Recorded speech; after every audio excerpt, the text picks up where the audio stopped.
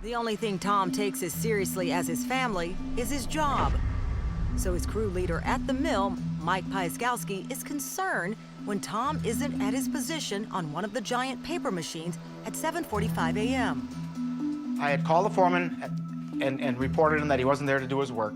You know, these are huge machines, dangerous machines to operate, so they called in another worker, and he came in and finished the job. Hey, Tom! Mill workers began looking for Tom. His coat and street clothes are still in his locker, and his car is still in the parking lot. It seems unlikely he's left the mill. Calls go out to his family and to Green Bay police. A missing person report is filed, and the search expands. But the day ends with no trace of Tom.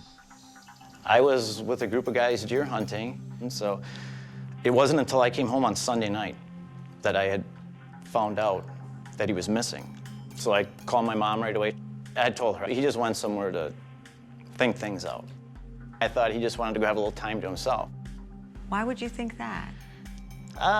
He's that way. I'm the same way. My dad was the same way.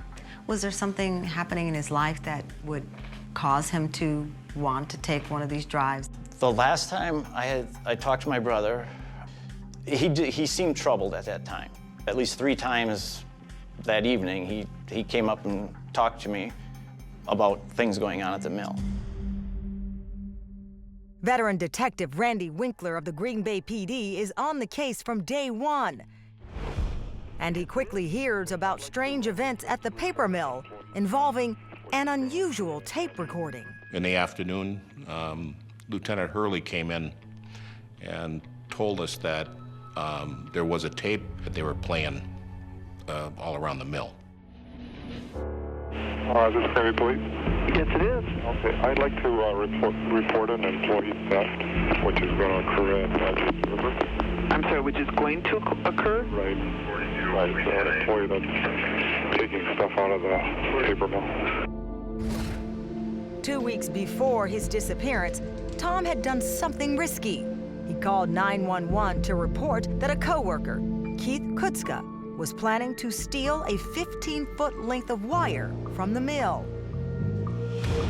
He asked to remain anonymous. Police passed the tip to mill security, but at the end of his shift, alleged thief Kutzka refused to let the guards search his bag. He was called into the mill management office and was given 4 days suspension from work without pay. And someone says to Keith, you know, the call came from somebody in here. When Kutzka returned to work, he proclaimed his intention to get his hands on the 911 recording and find out who ratted him out. Tom then proceeds to get into a panic and makes 5 calls to the Green Bay Police Department. He was genuinely fearful, you know, afraid that the tape would be released. Tom told law enforcement that if the tape went public, his life could be in danger. I remember something about Keith being a biker type. He could get violent. In fact, Kutzka did not ride a motorcycle, and he had no criminal history of violence. Still, authorities promised Tom the tape won't be released. But the day before Tom Monfils disappeared, Keith Kutzka walked into police headquarters, paid a $5 fee, and left with a copy of the 911 recording.